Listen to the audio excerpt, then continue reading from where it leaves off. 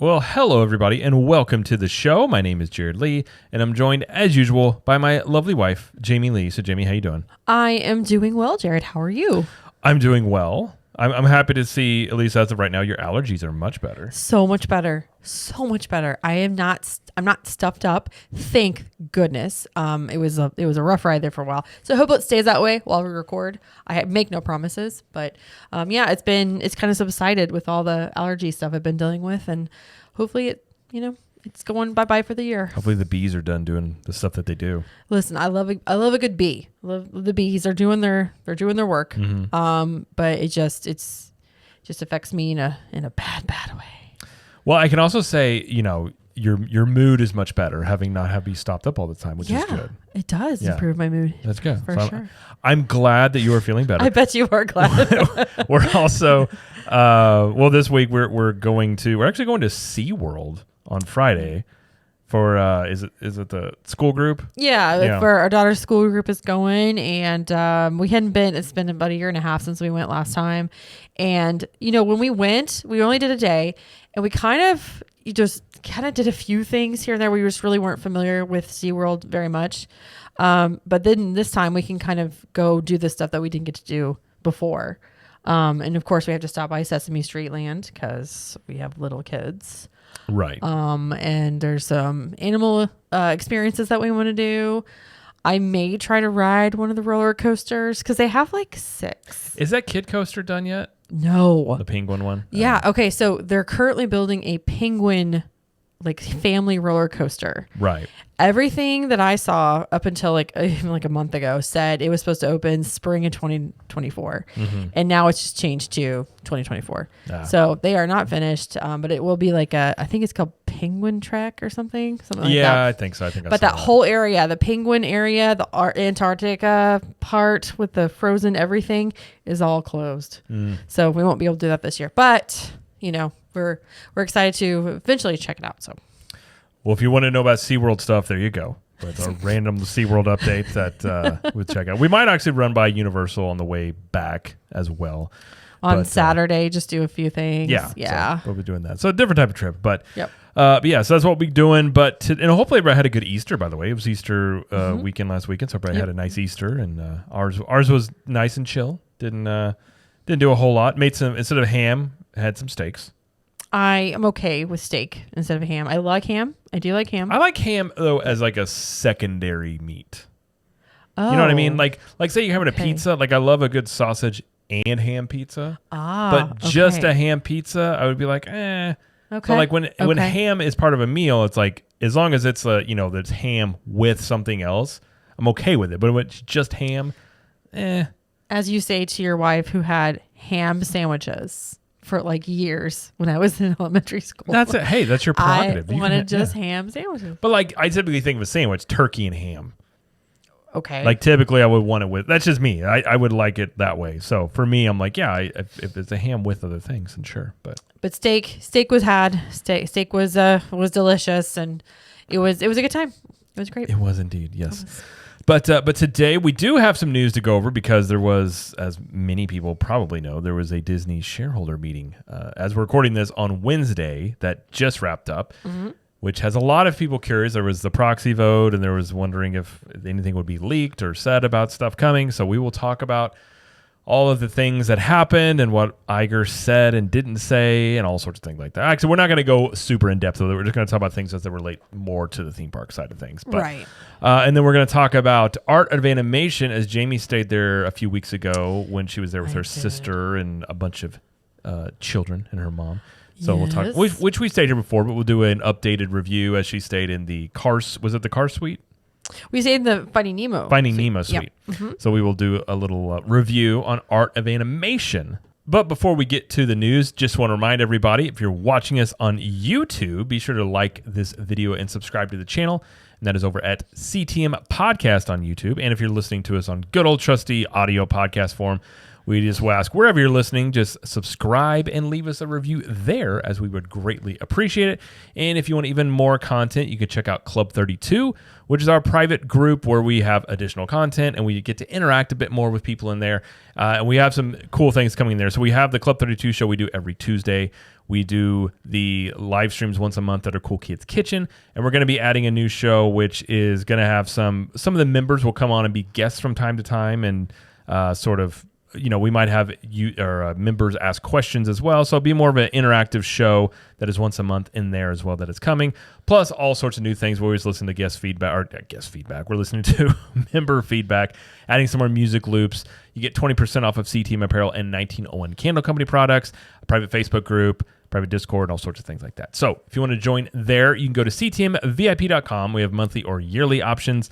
And if you do the monthly, you can do a free trial if you want to try it out. If you want to do yearly, you get a free t-shirt. So either way, and that is oftentimes people ask the best way to contribute to the show, it would be joining Club 32. So if you're curious there, you head to ctmvip.com and go check it out there. So all right, well, let's get to the news like we said. So the annual shareholders meeting was today, which was April 3rd, and the vote for the board of directors was also happening because that was something that was talked about a lot, as you had Nelson Peltz and his group vying for a couple of board seats, and obviously Iger and the management team were against it. So there was a lot of things going on, especially the last 48 hours in terms of who was voting which way and things like that.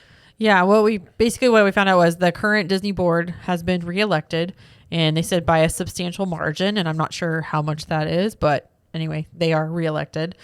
We got some more information, and some art was released about Moana 2, which is coming to the theaters March 27th.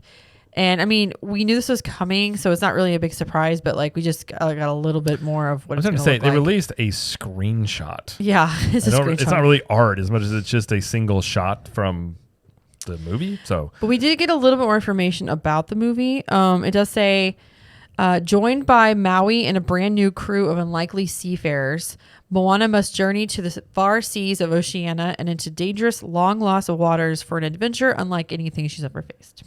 And keep in mind that the voices of O'Ali Carvalho, you're on your own there. O'Ali Carvalho as Moana and Dwayne Johnson as Maui, they are going to be back for this. And this was originally supposed to be a TV show for Disney Plus that they just combined into a movie. Well, what they started doing, I think, on some of this stuff is if they put it in the theaters, it has a chance to actually make direct money versus just putting it on Disney Plus. Right, exactly. So we just got a glimpse of that. They also shared a new look at the Avatar experience that's planned for Disneyland. And again, this is not set in stone. They still have a lot of red tape to go through with I think it's the Anaheim City Council. They're still going round and round about with the Disney Forward thing that they want to do in Disneyland. But anyway, so that was released today, and it kind of looks like, okay, would this be something that Disney World might get? Because there is an expansion pad in our Avatar. Yeah, I mean, that's something they could add. Probably should. Yeah. And we'll talk about it maybe more in a minute, but I think Animal Kingdom will probably be where most of the love things will happen, just considering if you look at all the parks, they have the least amount of rides and attractions out of any of them. So I think that's probably where a lot of this stuff will be concentrated on. Plus, you could just have Epcot have all its stuff done. They're not going to do Epcot. I would be a little surprised if they did much in Hollywood Studios. So then it comes down to either some things in Magic Kingdom, maybe some things in Animal Kingdom, but we'll see. Yeah. Okay. And then they shared some clips from Mufasa the Lion King coming to theaters December 20th. And then I would say the big thing, I don't know if it's big, it's just more of those things where people took notice of what was said. So Iger was asked, with Epic Universe opening up in Orlando in 2025, why hasn't Disney prepared anything or placed more than just a handful of attractions in the pipeline to be ready in 2025 at Walt Disney World? And he responded, take a deep breath because it's a long one. Here's the one. Thank you for the question. He goes, but that couldn't be further from the truth. We've been aware of Universal's plans for a new park for more than a decade, and we have a sophisticated approach to analyzing the needs of all of our businesses and strategically deploying capital. But I just want to remind you of a few things at Walt Disney World during the same period. We opened Pandora, Toy Story Land, Star Wars Galaxy's Edge, Mickey and Minnie's Runaway Railway. I'm just kind of paraphrasing this to go forward. Remy's Journey of Water, Guardians of the Galaxy, and Tron. So by staggering these major launches, we have been able to commercially and operationally optimize our new offerings over time rather than having to do it all at once. And based on the guest experience we've heard through all of these items I've just mentioned, we know they're extremely popular and they're serving our guests very well. By the way, the agreement we reached with the Central Florida Tourism Oversight District last week will actually enable us to pursue the kinds of investment in our Florida parks that you're talking about.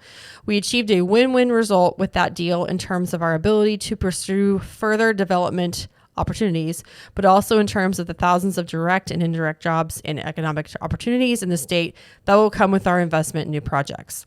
So as we've discussed regarding our $60 billion capital expenditure plans, there's much more coming to our parks around the world, including in Florida. So yeah. I find that statement, I mean, I want to say it's like almost the definition of gaslighting in a way. At the very least, in my opinion, it's revisionist history, to put it lightly. What do you mean? Well, the statement, it wouldn't have been that big of a deal. His statement about we've known Epic Universe has been coming for like over a decade. That opens up a lot of like, in what context? Like, because I don't think that Universal necessarily was saying 10 years ago, like the exact plans that they have for Epic Universe. I'm sure they had stuff in the works, but if you remember correctly, Comcast has barely owned Universal for like 10 years. Well, in like 2015, 2016, that's when they acquired the land that will eventually be Epic Universe. So I think that's probably what he's referring to. Like, yes, there's going to be a new park coming. Right. So I think maybe that's what he was referring to. I don't think he was referring to specifically, oh, it's going to be Epic Universe. Like that, he's not privy to that information. Right. But he's still implying like, well, we've known all along. We've been doing all these things. First off, if that was the case, you would have known at the very least by 2015, 2016, when Universal bought that land, that they were going to do something. Sure. So if you knew this was coming, why the last two D23s did you basically announce nothing but blue skies? Well, like, I was thinking about that. I think a part of it was the whole battle with the Central Tourism thing, the group that probably played a role. I think that they were just kind of a standstill with that. So I believe if I'm guessing, they just kind of were like, well, we don't want to spend all this money. We don't know what's going to happen with that, which I totally get. But at the same time, you know, they're known to announce things and then go back on them. Well, and that like, just and that just opens up a whole can of worms here, because I'm sitting here looking at this and going, okay, he's making it seem as if all the things they have done for the past decade have been sort of like preemptively, like a preemptive chess move to whatever Universal's got coming. Yeah. Well, if you remember correctly, Pandora was their answer for Hogsmeade. Right. Hogsmeade was built in 2010. Right. Pandora was announced in 2012. And opened when? 2017. Right. Took them a little while to get that one done. Right. Then Diagon Alley comes out in 2014. Mm-hmm. Mind you, it took them a year to build Hogsmeade, by the way. I think, I want to say it was like a year, maybe 2 years. It was very quick. It was quick. So Diagon Alley is done, open 2014. Mm-hmm. Galaxy's Edge and Toy Story Land are then announced in 2015, which opened 2018, 2019. Toy Story Land opened before Galaxy's Edge. So clearly those were rebuttals to Hogsmeade and Diagon Alley. Now, they're not going to come out and say that, but it's obvious what it was. Yeah. And then he cites that all the stuff they did since then is this preemptive strike. So since then, to be fair, so he's saying since 2017, Disney has had 13 new attractions. So that would include Toy Story Land, you got Slinky Dog Dash, you got Alien Swirling Saucer, Smuggler's Run over in Galaxy's Edge, Rise of the Resistance in Galaxy's Edge. Then you got Tron, Guardians of the Galaxy, Remy's, the Epcot revamp that includes Moana walkthrough of water. It's fine ride. It's a walkthrough of water. And then Mickey and Minnie's Runaway Railway, and then to be fair, Tiana. So I think that gives them 13. Yep. So in that time period. So if we look at Universal in that same time period, so if we're giving them credit, if they're rebuttaling to Universal, then we're going to give them credit for Hogsmeade and Diagon Alley. So those together have 5 attractions. Mm-hmm. Couple that with The other ones, so they had Volcano Bay they built in 2017. in 2016, It opened, which includes like 15 rides. Yeah, it's a water park, I know, but still, it is a park. Right. You got Minions Land with Villain Con, Velocicoaster, Hagrid's. Now, not all of these are home runs. Race Through New York with Jimmy Fallon, terrible ride. Fast and Furious Supercharged, not a good ride. Born Stunt Spectacular, fantastic. Fantastic. Love it. Then you've got DreamWorks Land that is opening this summer that will have at least one or two attractions. For sure, a roller coaster. It's going to have a bunch of stuff for families and kids. And then if you're including Epic Universe, that has at the very least 11 new rides that we know of. Yeah. That's like, I'm pretty sure that's like 33, 35, 37 new attractions, something along those lines. So I don't, this doesn't make sense to me in that like this was a preemptive thing. I think he like the question was, why have you not done more? Like, are you caught off guard by this? I think most people, and I understand what he's saying in a way, like what he's going to say that like they have done things. I'm not saying they haven't done things. Right. But if you also look at what was originally announced versus what was built, budgets get cut. Things are pretty different. Right. A lot of that's kind of been a theme lately. I think it's safe to say, like, I don't think what they have done currently is a rebuttal for Epic Universe, or is even like a preemptive, like, well, we don't have to do anything because we've already done all the things we've done. I think all that stuff they've done, a lot of it is a counter to what Universal has already done. And it's not like Universal has just announced Epic Universe and they haven't been doing other stuff in the parks that we just talked about. You've got Hagrid's and Velocicoasters that a lot of people, now I love Hagrid's, that think those are the two best roller coasters in Orlando for sure, if not further out from Orlando. So you've got a lot of big time attractions people love. So it's not like they weren't doing anything. Let's admit, Epic Universe could be a failure. It could.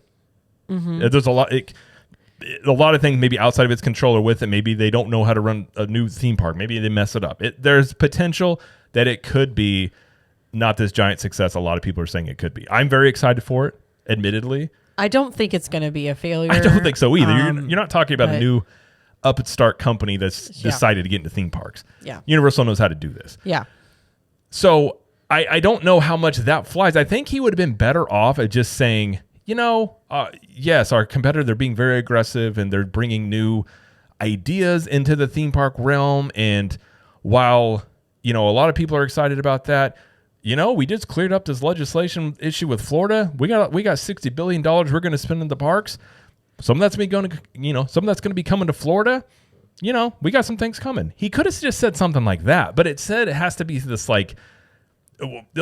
everybody's known somebody that's always like, I knew that. Like, won't admit that like they were wrong on something or maybe they were caught off guard. It just comes across as him just trying to make it seem like they're all knowing all the time. And it's clearly not the case. Like, they're a giant corporation, all sorts of things. But I just felt that answer was just very clunky, to put it nicely, I suppose. Well, I think a lot of people share your sentiment about that. They kind of felt like, oh, okay. Like they were just easier. And if you read that thing, that was a mouthful. It was a lot. It was a lot.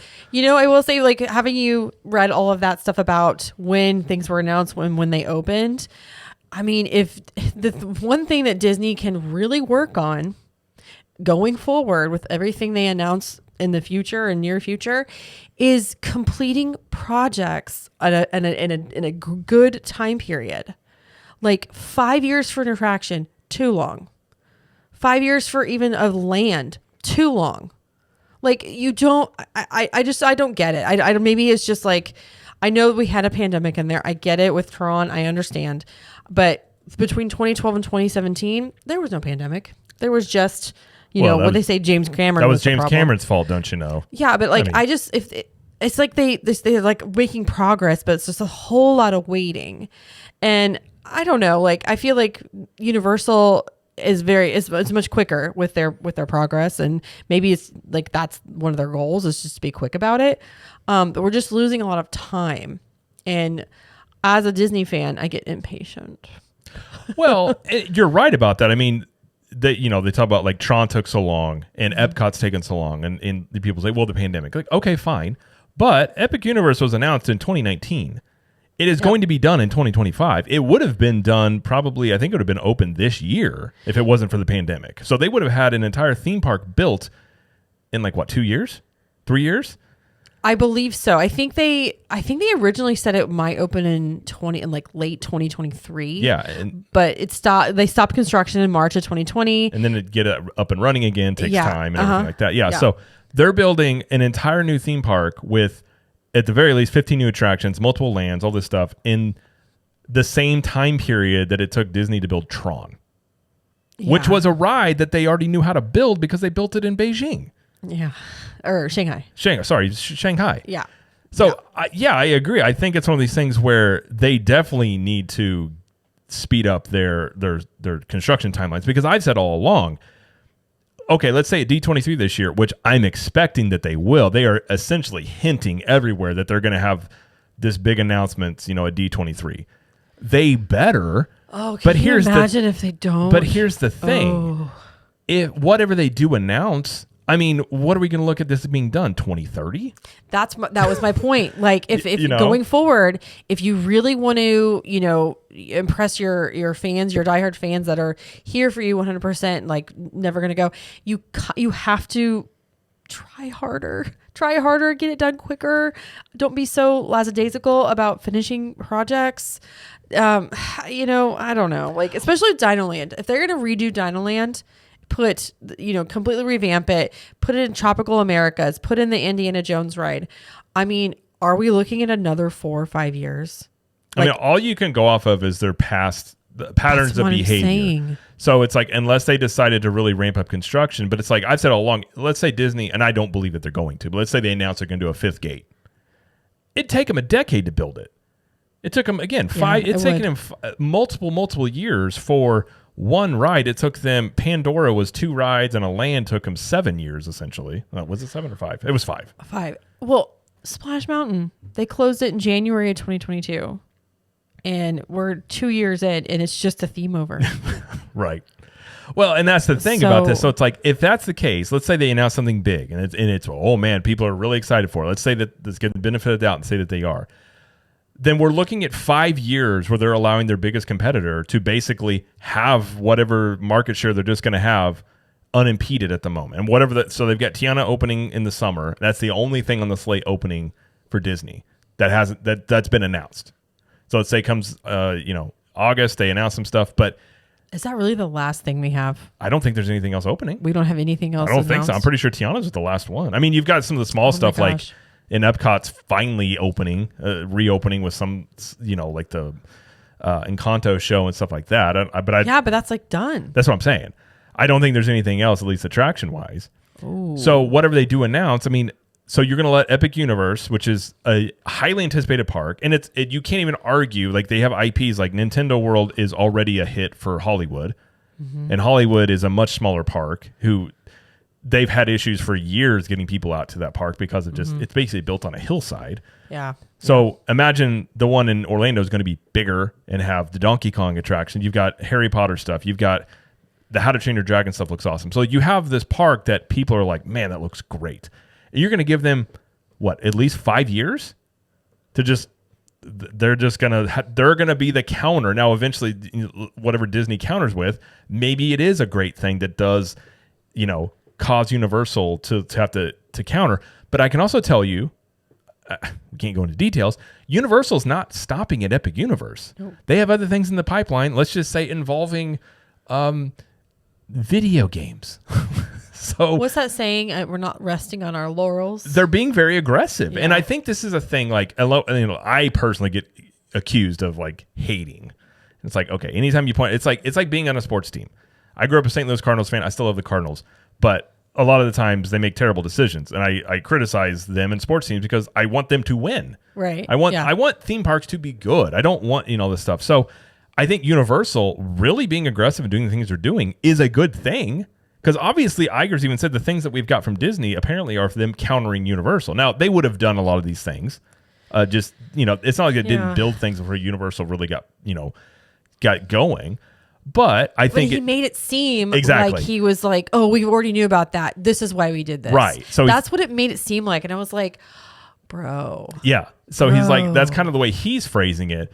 So it's in my mind, I'm like, okay, well, this is good that it's going to make Disney feel a little pressure and really go back to the drawing board. And apparently from things I'm hearing that budgets are flowing at Imagineering again, and there's things in the works. I hope so. I really do, and that's great. Me too. That would be wonderful. And I really hope Animal Kingdom gets more stuff to do, and all these things like that. And I'm glad Epcot's reopening and all this stuff. Well, it's been open, but you know what I mean, the center part. Yeah. But his phrasing of that's just so awkward, and then just lends to this conversation now where you're going, like I said, it's just gaslighting. It's just him trying to act like all the stuff they've been doing was not already a counter. Be like, and it clearly we've been was. around for a while. We remember.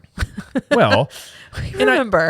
And people that some people obviously, and sadly, a lot of this stuff has become so polarizing, which is annoying in theme parks. But it's like, a lot of the people that are criticizing or just wanting more, they're not hating on Disney. They just want them to be better at the stuff that they're doing, or give them, do the things they used to do more of. And I think that's not a bad thing. Like anytime I'm used to a sports world.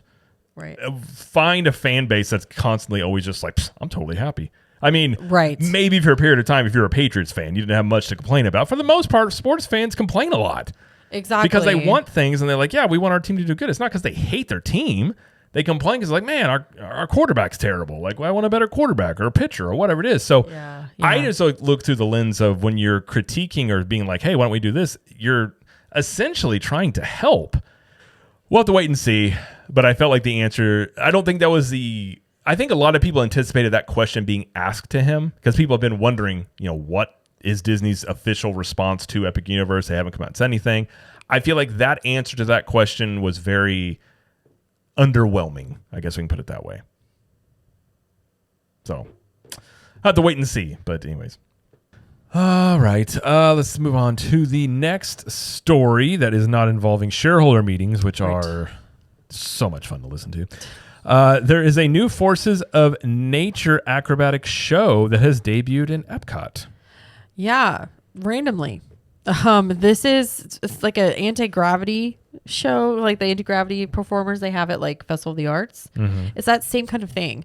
It's located in the Inspiration Garden and lasts about 15 minutes. And the Inspiration Garden is the one that has like those fake trees, looking tree things. Mm-hmm. And they put like a orb, like a metal orb in the center of it. Jungle gym. It does. And then so they climb and they like twirl around that really.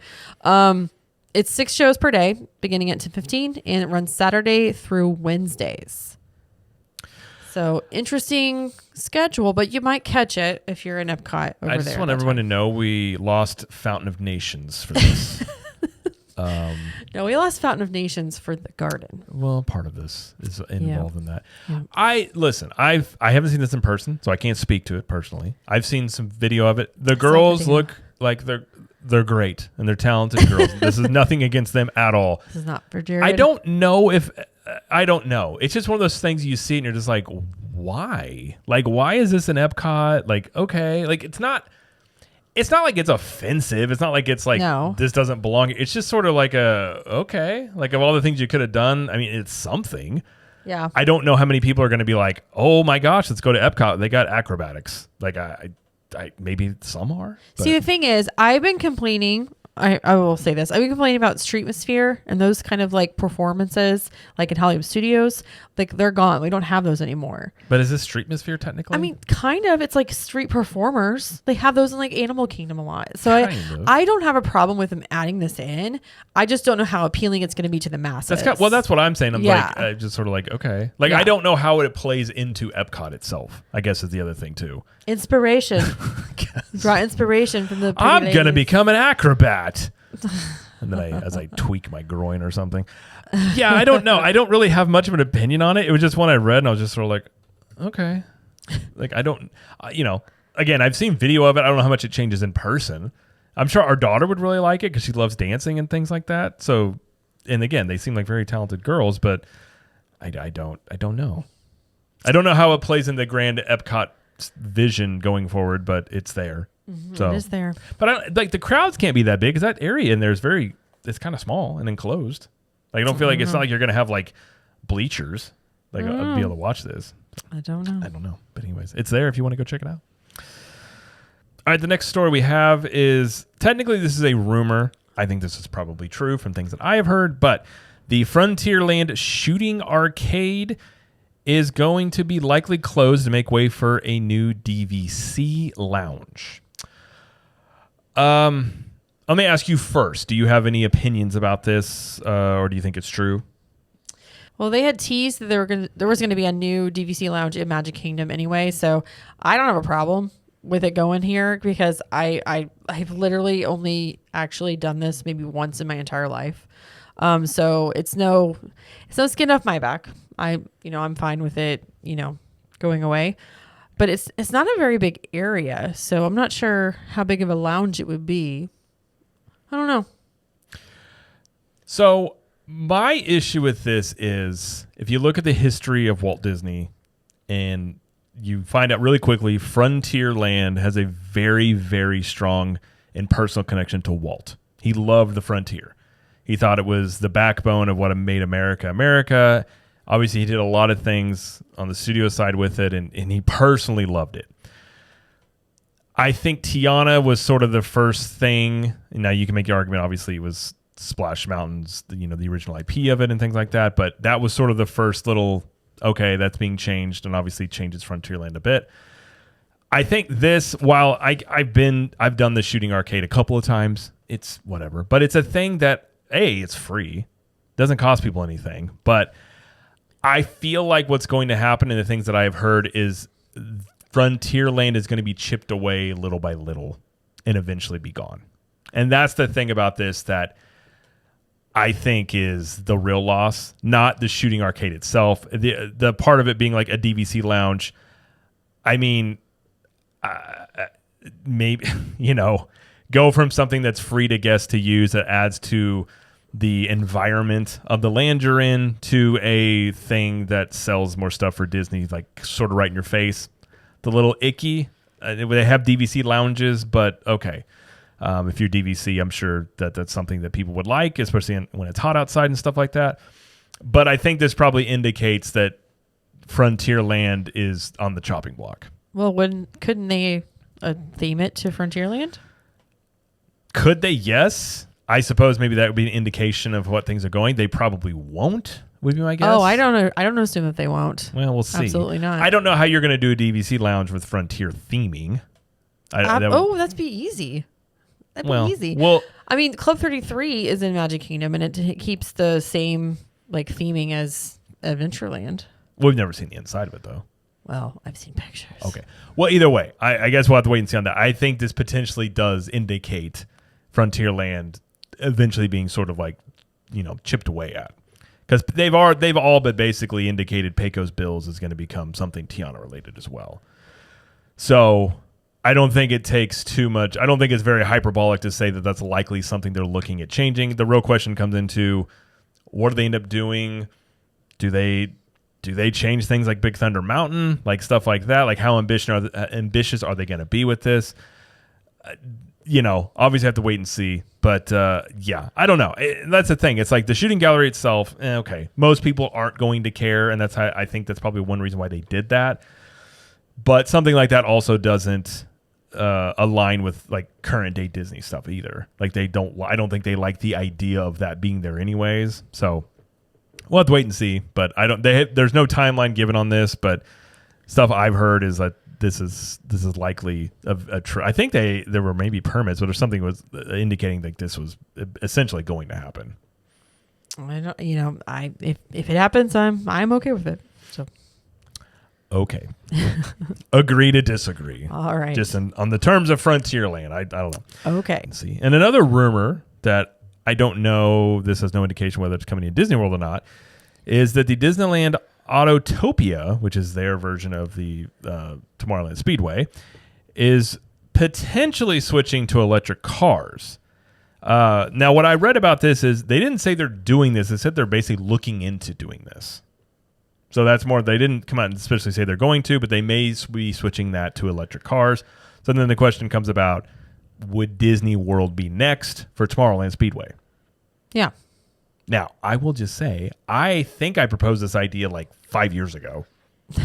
numerous times talking Yeah. about like get Tesla cars in there or something like that. Because Oh, Tesla. well, electric cars, things like that. Like I think it would be much more Tomorrowlandish to do that versus like go-karts that smell like gas. Do you think Elon Musk would want Teslas? I'm not saying Tesla. I said that's Disney what World. I had initially proposed was that electric cars in general would be much more futuristic versus, you know, when you walk by that area, it just smells like a go-kart track, which it technically is. But I don't know. I think it would be more, I think from an aesthetic point of view, I think it would be better than having essentially go-karts. Listen, Tomorrowland Speedway is loud and smelly because of those cars.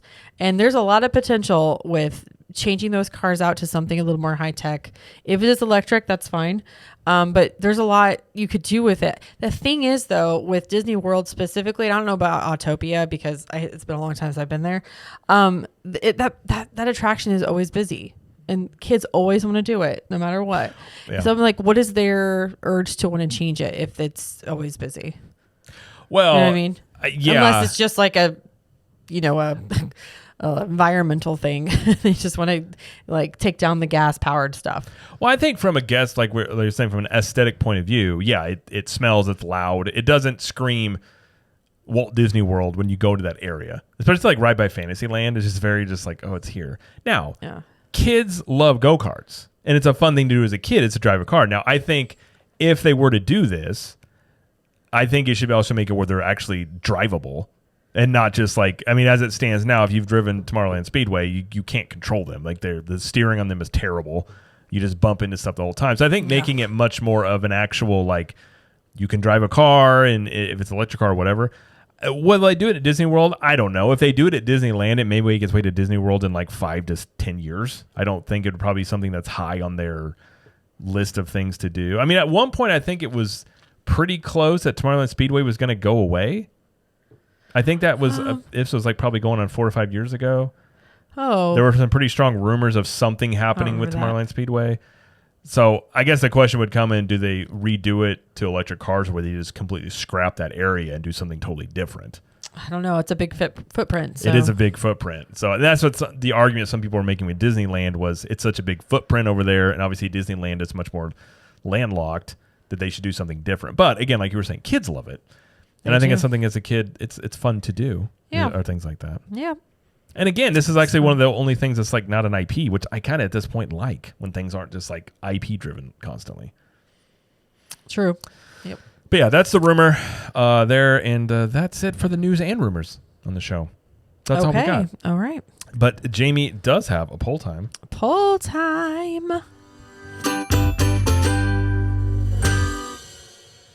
All right. My poll time this week. I asked the question in the series of best table service restaurants. What is the best table service restaurant at Epcot? And it says there's lots of options here because it's Epcot. So I basically included all of the restaurants within one single country and World Showcase, just so it wasn't like, 30 options. We ended up having 13. So they're kind of spread out with this. It's a little spread out. It's a very spread out with the favorites, but there was a pretty clear winner. I'm going to start from the bottom actually and work my way up.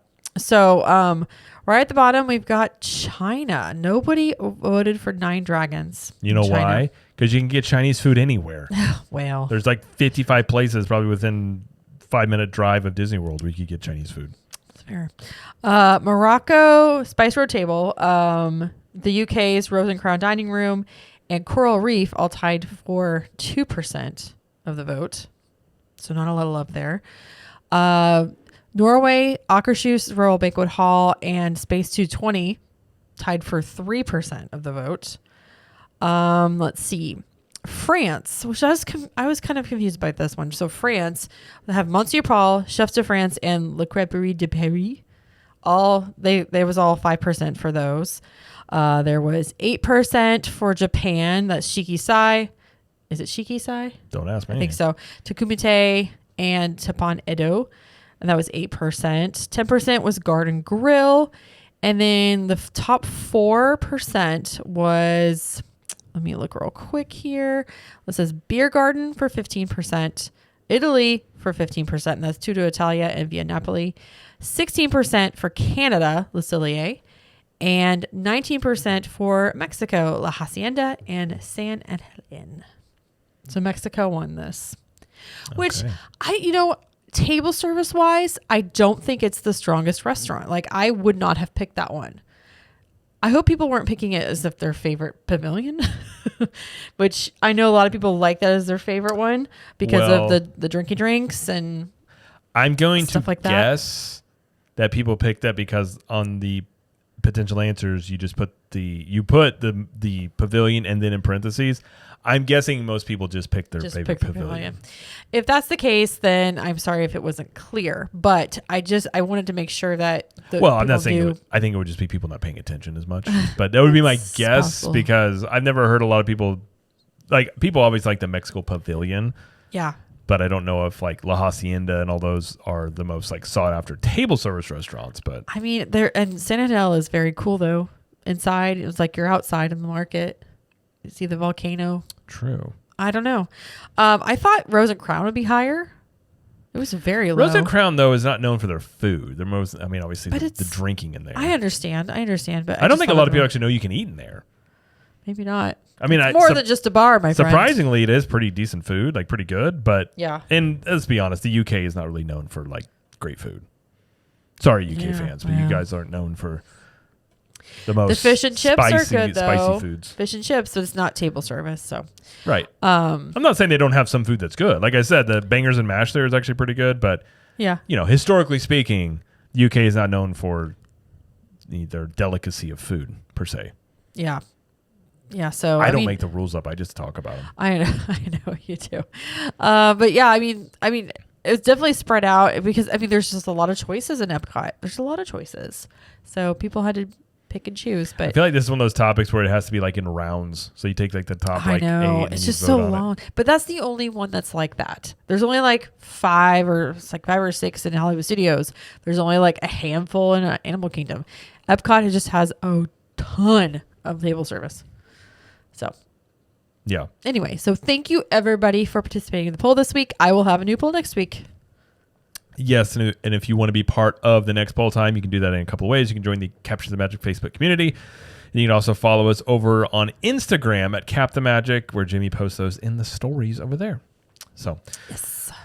All right, well, let's get to our discussion here, talking about Art of Animation, where Jamie stayed. So this was a family suite, a Nemo family suite over Art of Animation. Yes. And it was a full house for this suite. Yes, it was. So we had 7. One was an infant, though. So we had 6 and an infant. Okay.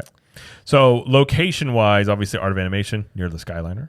It is a Skyliner resort close to Hollywood Studios. It's considered to be in the ESPN Wide World of Sports resort area. It's actually right across the way from Pop Century, joined by the Generation Gap walkway.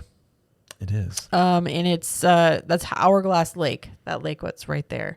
So a lot of time, a lot of generation, time, decades. Mm-hmm. It's like a theme going on. It's a lot. It's like time traveling in a park. Almost.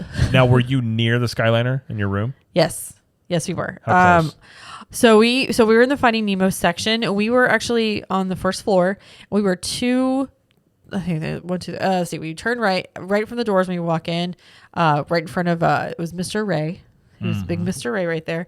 Turn in, and we were 2 doors down from the main doors. It was a accessible suite, and I'll talk about it in a minute, but we were very close. Okay. Very close to the Skyliner. So. Okay. Art of Animation has, if you're curious about the hotel itself, it says over 980 standard rooms in the Little Mermaid section and over 1,100 suites in the Finding Nemo, Cars, and Lion King sections.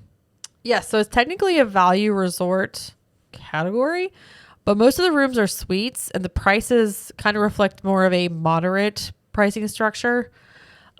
Because when you look at the rooms that are available across the property that sleep 6, most of them are like a lot more higher price per night, except for maybe DVC, but still that's also costly. So the fact that they put these into a value resort is just, it's hard to really categorize this hotel. Yeah, we've always said they're kind of, they're like moderate pricing in the value category. But at the same time, if let's say you're splitting this room, it's not too bad. It wasn't too bad. We split it 3 ways. Right. So in that case, it's like if you're close enough with people you want to room with, that's the next question. Right. But yeah, that's one way to look at it is you could split it that way. Yep. All right, a little bit more about the Nemo Suites. They opened May 31st in 2012, and the other areas opened later. Yeah, and I think this is interesting. So besides the add-on tower at Grand Destino at Coronado, the Riviera DVC Resort, that's strictly DVC, and all the other existing hotels that added on DVC villas, including the Polynesian Tower, it's DVC, this is the last regular Disney Resort hotel, like actual hotel, like property that opened. That wasn't DVC. That wasn't DVC. Yeah. Or an add-on to an existing hotel. And that was 12 years ago. That's kind of wild if you think about it. Yeah, they haven't opened a new hotel. Yeah, before that, it was Animal Kingdom. Yeah. So, it's been quite a lot. But, Disney's really trying to up the DVC people and get more members and more properties. So, this is true. Yeah. It's true. As you may guess, Art of Animation is themed about animation. So when you go into the lobby, there's a lot of on the wall sketches of Lion King and Nemo and all of the Pixar and Disney characters in there. You can see the progression of the animation from pencil drawings all the way up to the animation cells. So I think that's really cool. Yeah, I would say in here, obviously, each section. Now, if you've been to the Disney Values, each section has its own theme. Yeah. I would say the way Art of Animation does it is probably the best themed in terms of say the Cars section looks like a mini Cars land. It's cute. Our son loves it. It's just a bunch of the cars out there. You got the Little Mermaid section. You got the statue of Prince Eric. So I think they do a really good job on the theming of the resort itself being I still like Pop Century better, but I think Art of Animation does a better job in theming their sections, especially for a value resort. Well, and the one thing that we could mention, and we talk about this a lot with value resorts, is they are exterior facing hallways. So Little Mermaid section being standard rooms, they do have those exterior hallways. With the suites, they are all interior hallways. So Lion King, Nemo, and Cars all have interior hallways. So the theming on the buildings, I feel like, is a little more easier to see versus an exterior. Do you know what I'm saying? Yeah. Okay. But the Cars section with the Cozy Cone motel, and the cars are out there. We did a little tour with our son. I had to take a picture of every single car. He loves doing that. All the cozy, it was crazy. So, well, I think the thing I like about the theming here better than say at all the other value resorts. You do have interior hallways here, which I do like because I'm not a fan of exterior facing hallways. Right. But the other one being, I've never been a huge fan of the values at Disney where it's just the theming here is just a giant whatever thing. Here's a giant Ariel's dad. Structure. Here's a giant boom box. It's just we're just going to make the theming these giant structures that are just large and in your face versus out of Art of Animation, it's the Cars area. They're the size of cars, if not a little smaller. It's not it's just you're a tiny thing in this vast thing. It's very well themed. But, and I like how they do that. But it's a giant Ariel. It's a giant Mr. Ray. It's a giant it's Luigi's and Casa de Luigi's or whatever. It is giant. It is giant, but they do, I think in some of the sections, though, it's not just relying on the giantism of it. But you know who likes that stuff? Kids. I know they do. And I'm not, again, I wouldn't be against it. It's just mostly when it comes to the values, I'm just not a fan of the exterior hallway stuff. That's just the main thing. But, same. I'm same about how I am. But all right. Anything else about the hotel we should talk about before we get into the room itself? Well, we can talk about dining real quick. So there's a food court area called the Landscape of Flavors. I think it's got chicken fingers and fries and burgers, and they've got pizza, and they've got sandwich stuff, and they've got a Asian inspired section. They're all kind of divided up into different sections as a food court does. Mm-hmm. And grab and go stuff. Basically very similar to the other value resorts in that way, in a large dining area, a dining table area. But I would say as far as this place goes, I think this is the strongest of the food court value resorts. I think they have the best food. I don't know. Like, it's been a while since I had eaten there, and I just got something real quick on one of the days. It was just chicken fingers and fries, which, it's basically the same everywhere. So I can't speak to the stuff that's like unique, but I've heard that it is better than the other values. So there's at least that. I've always kind of found it's all about the same, but it is newer, but it's not bad. It's just one of the, I liked it better when they actually had some artisan pizzas at the value properties. Yeah. You years talked ago. about that. Yeah. They don't have many more, but there's also the drop off pool bar, and that's just the pool bar outside of the Nemo pool. Mm-hmm. Now, when it comes to the pool areas, obviously, like the values at Disney, they don't have slides. They're just sort of big. Yeah. Oh, you want to talk about the pool? We can talk about the pool real quick because I was going to actually compare it and say, which one do you like better, Pop or Art of Animation pool? Well, the feature pool for this hotel is the Big Blue pool, and that's the Nemo pool. It is the largest pool at Disney World. And it's got the cool splash pad area. It's got the cool splash pad area. The theming is really cute. And I don't think they do this anymore, but you used to be able to hear the music under the water. Oh, they don't do that anymore? I don't know. I don't go underwater. I don't go underwater much either. So I didn't even try it. But that was a big thing. Throwing children in the pool. I don't go underwater much myself. But. Right. That was a big thing that they did. But as far as the pools go, I mean, like, the Little Mermaid pool is okay. It's okay. There's no pool at Lion King section because it's just basically like a walk-through area. Mm-hmm. The Big Blue pool is fine, but the Cozy Cone pool, even though it's the smallest and has the less going on, the theming of it is just fantastic. And it's quieter. It's got those like cone, like almost like lounge areas. Mm-hmm. I mean, it's amazing. I love it. Is it the best pool? No, it's not the best pool, but it's so cute. It's so cute. But all the activities and games are at the pool, the Big Blue pool.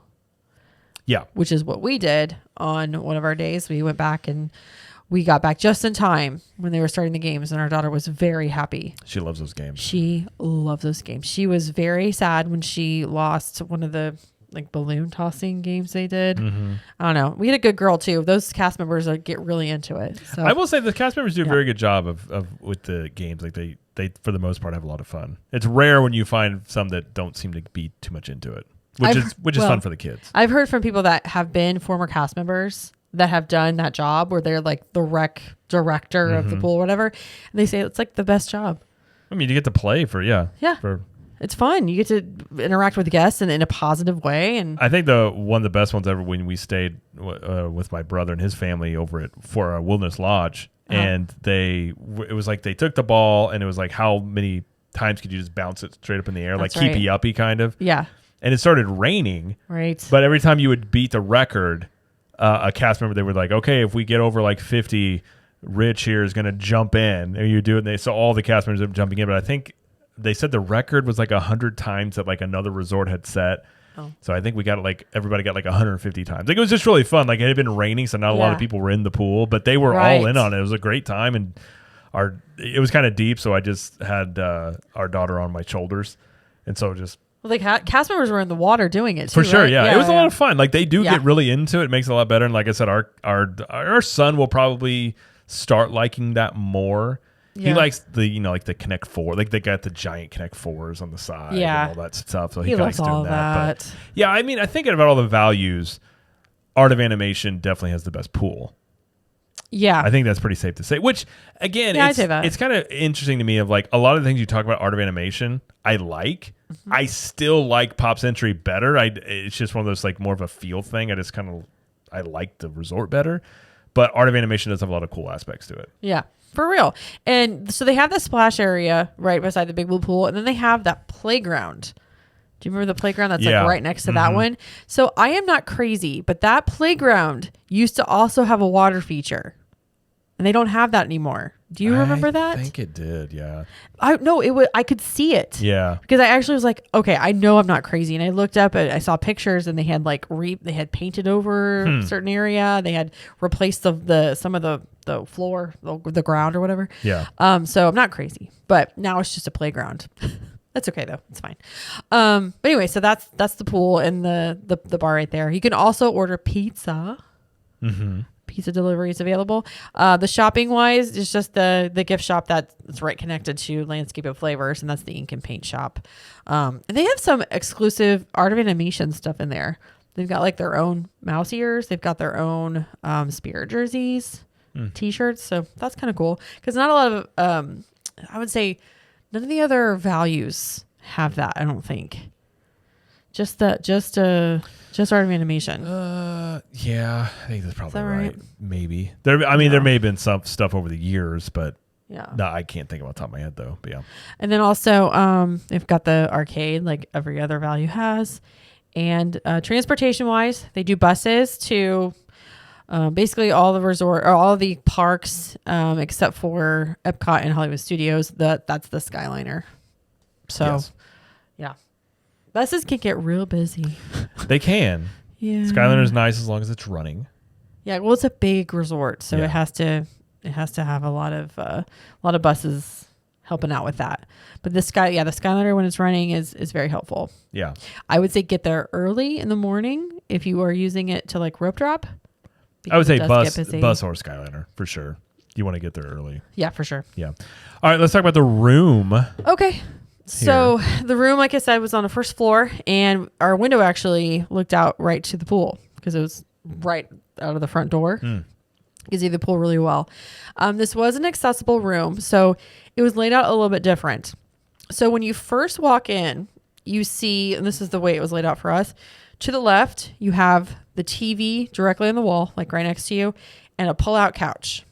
And then to your right by when you open the door, there is one of the bathrooms. And this was not ADA accessible. This bathroom wasn't. It was just a regular bathroom. Okay. So you go a little bit farther in, and that's where you have the Murphy bed, table, chair setup, and you've got the kitchenette area over there. You've got I'm going to call it closet. You've got the place to basically put the chairs when you're not using them. And then the Murphy bed goes down. Again, it's a full size. So is the pull-out couch. And then you turn left from the living area, and then you go into the bedroom, which is a queen bed. And this was very low to the ground because it's an accessible unit. It's got a dresser, it's got the TV, and it's got a huge bathroom. Because again, it's ADA accessible, so it's got a huge bathroom with pocket door, entrance and exit. And the only thing that was really weird about this one, though, because you'd think with an ADA room, it would be a roll-in shower. You'd think, yeah. It was a tub. It was just like a regular tub shower. I was like, okay, well, I guess some don't have that, but I was kind of surprised by that. But yeah, the theming is Nemo, so it's Nemo head to toe. The floor looks like the water and the waves. The ceiling sometimes looked like bubbles, like on the ceiling with the fixtures and stuff. Yeah. Fish, lots of fish everywhere. I mean, just like Nemo threw up in the room. Right. Basically. As one would expect. Right. And it's adorable. The kids loved it. Baby loved it. And it was a perfect setup for us. You know, again, we had 7. One was an infant. She had a pack and play. My sister and my niece slept in the queen room. I slept with our daughter in the Murphy bed pull down. Our son has a little toddler bed that we got him. He was on the floor. He was fine. And my mom had the pull out in the living room area. It worked out really well. Works out pretty good. So yeah, no complaints there. Okay. So yeah, I mean, I really love this resort for the room, the suites basically. But you know, the food's decent. The pool's good. Proximity to the Skyliner is good. The only problem really is sometimes the price. Well, that's what my next question was. Do you think the price of these suites is worth it, or just depends? Like, obviously, when we talk about price, it's very dependent upon a lot of factors. But like, if you can split it, obviously that's a little bit of a different story. Right. But which we did. So with discount, with my AP discount, and this was during spring break. It was, I want to say it was a $450 something a night, and again that was with the 35% discount. Okay. So it can get really hefty.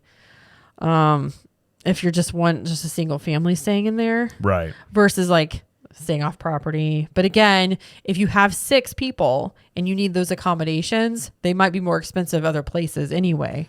So you just got to like look at the prices there. Yeah. I mean, it would probably come down to like a cost versus convenience and what's your budget sort of situation. But yeah, Right. I mean, there's probably cheaper options off property, of course.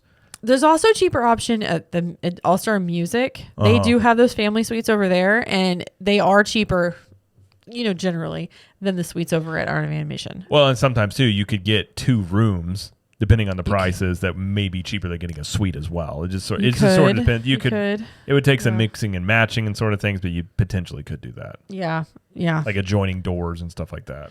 I do really like the fact that there's 2 bathrooms in this too. I will say that's a big perk, especially with 6 people. Yeah. So, okay. Yeah, no complaints. We had a great time. We only stayed 2 nights, but we spent plenty of time at the resort. And yeah, it's a good resort, I think. Again, for kids, like especially if they like cars. Our son loves cars. Yes. So like it's got a lot of stuff to do on the resort itself. I think compared to a lot of other values, I think it has more stuff just with the theming itself you could interact with. And kids like it a lot, obviously, with the animation side. So I think I've always said if you're just gonna you just want a place to lay your head type of hotel, I think the All Stars are probably much more that. Yeah. Just don't care much. It's one place to sleep and go and get going. Art of Animation's like, you obviously want that, but you also want to you want some nice, aesthetic things, a bigger pool and things like that. So budgets and things like that. But we've stayed here before, and we've stayed in the car. I've stayed in the car suite, which is very similar layout. Yeah. And we've also stayed in the Little Mermaid rooms. Yeah. So they're great. They're fine. Yeah. They're well themed. I remember the Cars one, the theming of it was really cool. So in terms of that, you are going to pay extra for the theming of it, right? In that aspect of it, but yeah. So, but you would say if it's within your budget, it was a good experience, everything like that. Oh yeah, if this is something that you can swing as far as cost per night, then I have no complaints about this place. Okay. I would definitely recommend it to a friend or family member, but not an enemy. You know what? The enemies, they don't deserve this one. Don't deserve. There's a Motel 6 for those people. Yeah. All right. Well, I think that will do it. Unless you got anything else you want to add about the hotel before we go. Nope. No. Okay. All right. Well, that'll do it for the show. I just want to thank everybody for listening, watching, however you consume the show here. Greatly appreciate it. Be sure to follow us on social media. We're at Cap the Magic everywhere except for TikTok. We're at Capture the Magic, and we post some show clips, funny meme reels, things like that. You can check them out there. Be sure to check out the YouTube channel at Cap the Magic. They have an Epic Universe construction video coming out soon, and we also do some topical videos. We got some stuff coming out on. Is Universal Express Pass worth it? Is Genie Plus worth it? So just sort of very topical, relevant things that we talk about in the show, but just more of condensed versions on the YouTube channel there. And of course, if you want to watch the podcast, CTM podcast on YouTube, you can watch video versions of the show and show clips there. And there's other shows on the network. We have the CTM Universal show, which is about twice a month. We just had an episode come out on Tuesday where we talked about all the things that Universal announced for the How to Train Your Dragon Land coming to Epic Universe. So a lot of details there if you want to know about those. Check that out. And Jamie has Trip Tales, which is her trip report show. Yes. And you got a new episode coming out a couple weeks. It's either going to be this Monday or the following Monday. Okay. Yeah. And that's a good resource. Again, if you're planning trips, she has long-form conversations with people who just went on trips. Yes. So you can usually get some insight on things like that if you're planning it yourself. So, but yeah, so that'll do it for the show. So thank you, everybody, for listening and or watching. And thank you, Jamie, for joining us. Thank you. And as Jamie always likes to say, we will see you in the parks. Bye.